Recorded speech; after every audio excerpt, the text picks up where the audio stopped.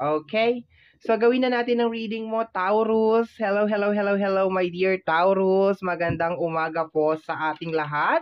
Sa mga hindi pa po nakakakilala sa akin, hayaan nyo po na ipakilala ko ang aking sarili. My name is RJ, your tarot card reader. At ang gagawin po natin ngayon is ang reading mo para sa yung second half of September.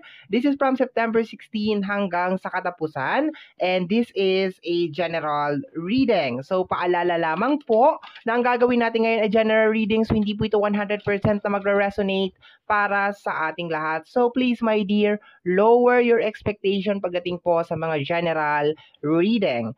And dun sa mga gustong mag-inquire, sa mga gustong magpa-book ng private reading, nilagay ko po sa description box down below yung link ng ating Facebook page and WhatsApp number.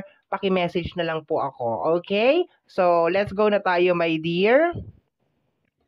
Second half of September, 8 cards in total, 4 na base card, 4 na clarification card. Okay?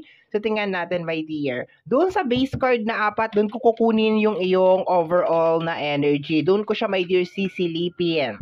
Doon sa unang 4 na card or yung ating base card. Okay? So, let's go na tayo. Cut na natin to into 3. Wala tayong jumping card today. Okay, hindi ako magja-jumping card. Let me see. Taurus. We have here the energy of...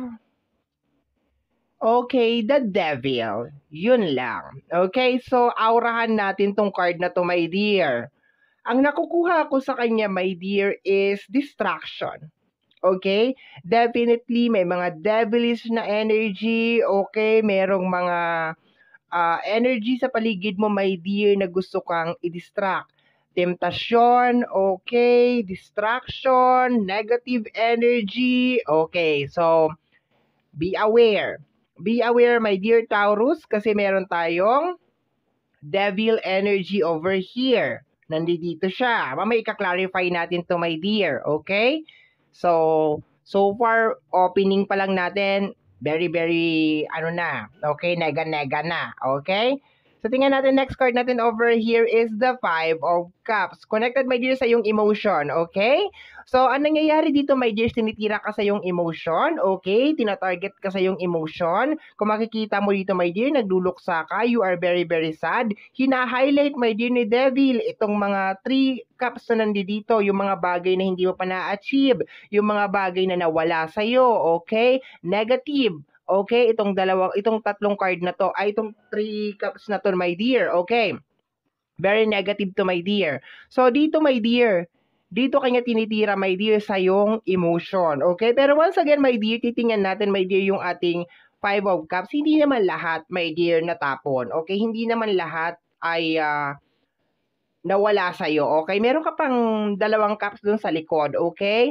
So, napaka-importante, my dear, sa mga araw na to, 16 hanggang sa katapusan, to count your blessing. And as much as possible, my dear, you need to learn, kailangan mong matutunan, makilala yung mapanding lang na energy ni Devil, okay? So, hindi na to maganda, my dear, automatic pa lang, ngayon pa lang, ha?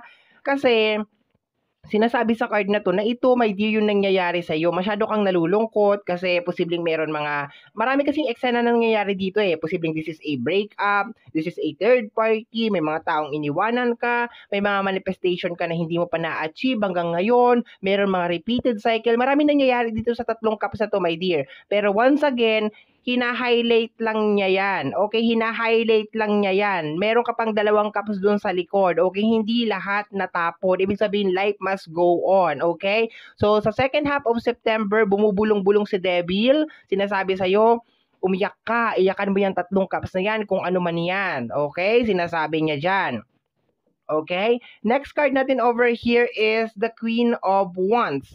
Unstoppable na energy. Okay, so medyo magkikwentuhan tayo dito, my dear. Nung unang hawak ko ng tarot, okay, unang-unang hawak ko ng tarot, si Queen of Wands, ang interpretation ko sa kanya, my dear, is napaka-maldita. As in, unstoppable yung energy niya, my dear. And hindi ko maipaliwanag for some reason, my dear. Pakiramdam ko si Queen of Wands is hindi talaga siya royalty. Hindi talaga siya yung parang dugong bughaw or something like that. parang ang nakukuha ko sa kanya is parang Cinderella, yung parang gano'n, yung mahirap siya and then nag-struggle siya and then eventually parang yun nga na biglang nagbago yung buhay niya na dahil sa pagsusumikap niya dahil unstoppable yung energy niya. And maraming tao, my dear, ang ayaw sa na-achieve niya. Ibig sabihin parang hindi believe sa kanya or parang kung ano-ano yung sinasabi sa kanya, my dear, kung paano niya na-achieve yung yaman niya, kung paano siya naging queen, kumbaga ibig sabihin hinuhusgahan siya. Pero hindi siya doon nagpatinag, my dear, okay? So, ang nakukuha ko dito, my dear, is yung energy ng pagiging unstoppable. Nakukuha ko dito sa card na to, my dear, na kung meron ka talagang bagay na gusto mong mangyari, expected mo na, my dear, na meron talagang mga tao na uhusgahan ka or meron talagang mga tao na i-distract ka, which is, hindi na ako nagtataka kasi si Devil yung pinakaunang card mo over here. Pero kung titingnan lang natin, my dear, yung energy ng ating Queen of Wands, unstoppable talaga siya, my dear. Okay? Kahit anong pagtutuligsa, 'di ba? Pagtutuligsa sa kanya or panghuhusga sa kanya ng mga tao, minamata siya, dinadown siya. Talagang never give up siya, my dear. Kasi kung nag-give up si Queen of Wands, malamang wala siya dito. Okay? Once again, my dear, yung kinikwento ko sa iyo ngayon is yung pinakaunang energy na nasagap ko, my dear, kay Queen of Wands bago pa ako magbasa-basa, bago pa ako mag-research kung sino talaga siya.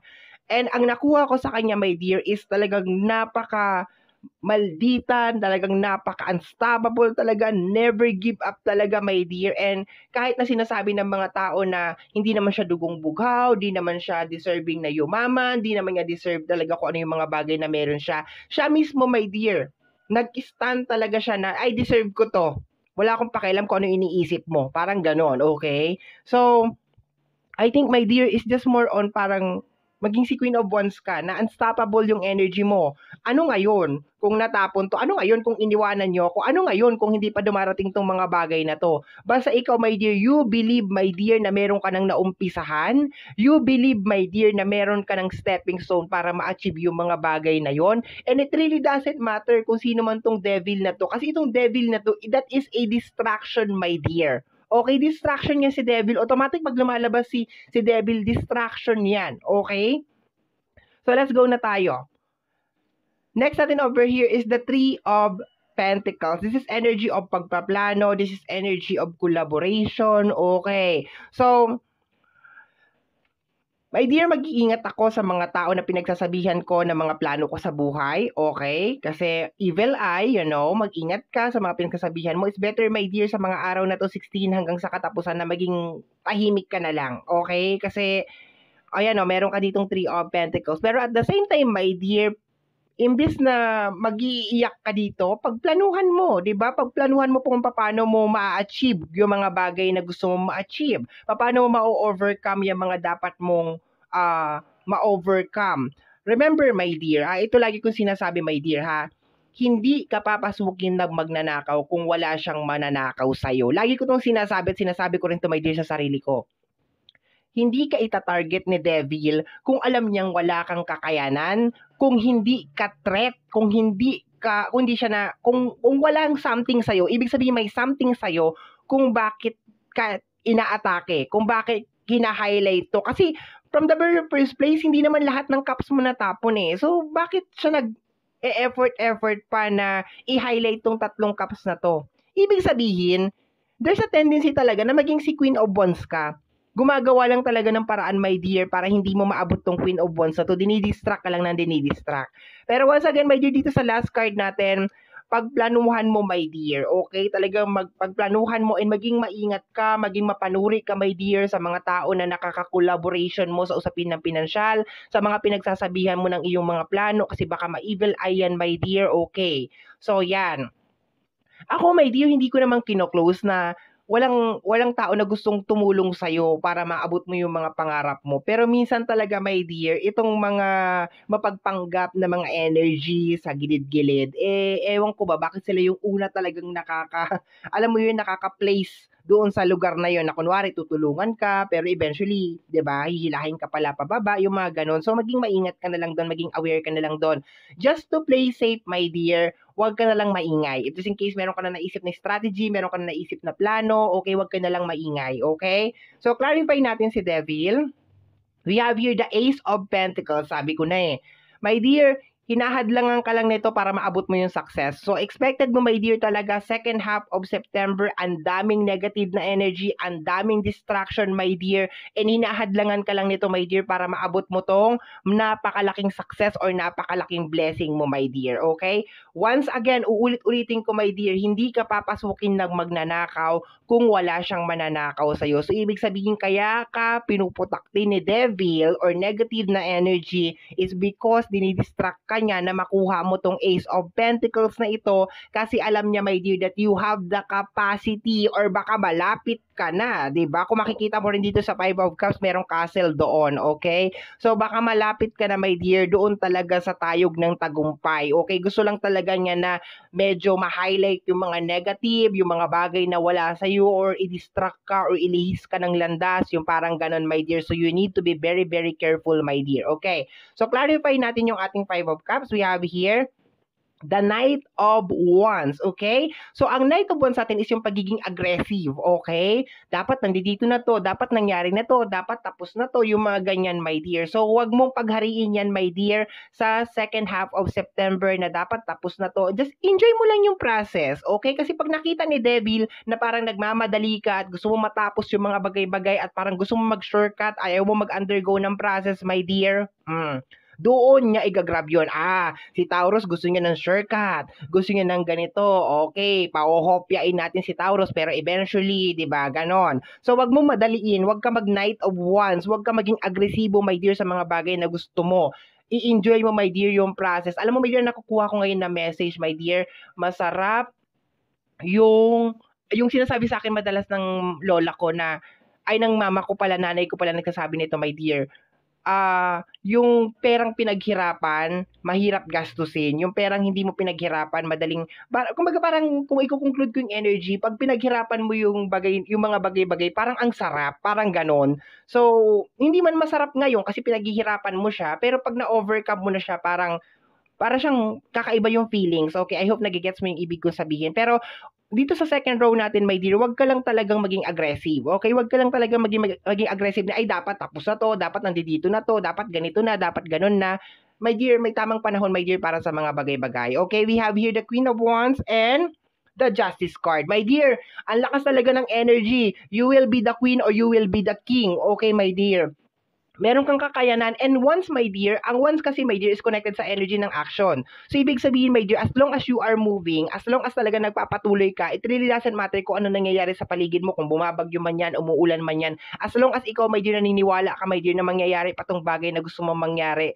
Sa kahit ano man na delay, obstacle, struggle, my dear, maaabot mo yung gusto mong mangyari, my dear, and dinidistract ka lang. So far, my dear, yung overall na energy natin dito is distraction. Napakaraming distraction, my dear, sa second half of September. Pero uulit-ulitin ko talaga, my dear. Uulit-ulitin ko at uulit-ulitin ko, my dear.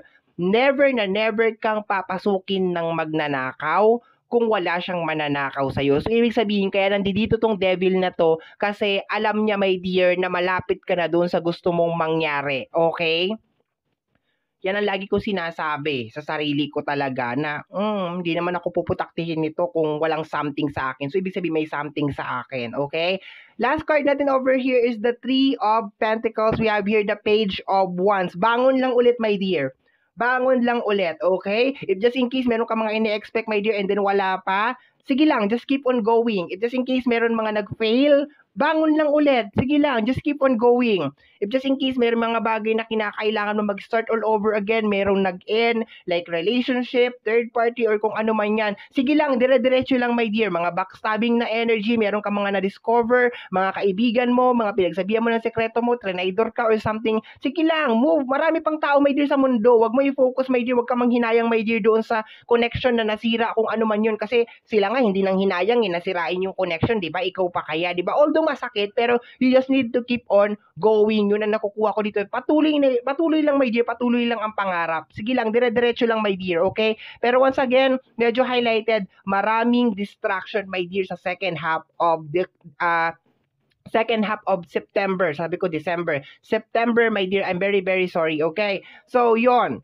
Bottom deck of the card is the Ace of Sword. Kung makikita mo, my dear, sa Ace of Sword, Doon siya nakahawak, my dear, sa mismong blade, okay? So, my dear, this is just more on making sacrifices, okay? This is just, minsan kasi, my dear, pag sinunod natin yung isip natin, my dear, yung isip natin na parang, okay, hindi na to pwede, hindi na to nagsiserve. Minsan may mga bagay na kinakailangan tayong ikat or meron tayong mga kinakailangan gawin na nangangailangan ng sakripisyo, my dear. So, sinasabi ng card na to, my dear, na gawin mo kung ano yung tama, gawin mo, my dear, kung ano yung beneficial sa'yo, kung ano yung makakapagdulot sa'yo ng benefits, my dear. Although masakit man yan, although, my dear, hindi mo man gusto yan, pero as long as makakapagdulot sa'yo ng benefits at makakatulong sa'yo para magpatuloy ka, my dear, dun sa gusto mong mangyari, just keep on going. And once again, meron tayong crown dito, meron kang dalawang alas over here. Sinasabi, my dear, ng card over here na meron kang kapasidad, my dear, na maabot yung mga pangarap mo, my dear, as long as maging consistent ka lang talaga at hindi mo i-entertain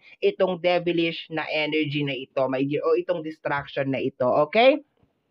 So, my dear Taurus, ito ang iyong reading para sa iyong second half of September. Somehow, my dear, kung nagustuhan mo ang ating reading, don't forget na mag-subscribe. Pakiclick my dear ang notification bell para ma-update ka every time na meron tayong mga bagong upload. And please to like, please to share, please to comment sa lahat po ng ating mga videos. Once again, my name is RJ, also known as Apo J. Maraming salamat po, and until next time, bye-bye. Thank you, my dear.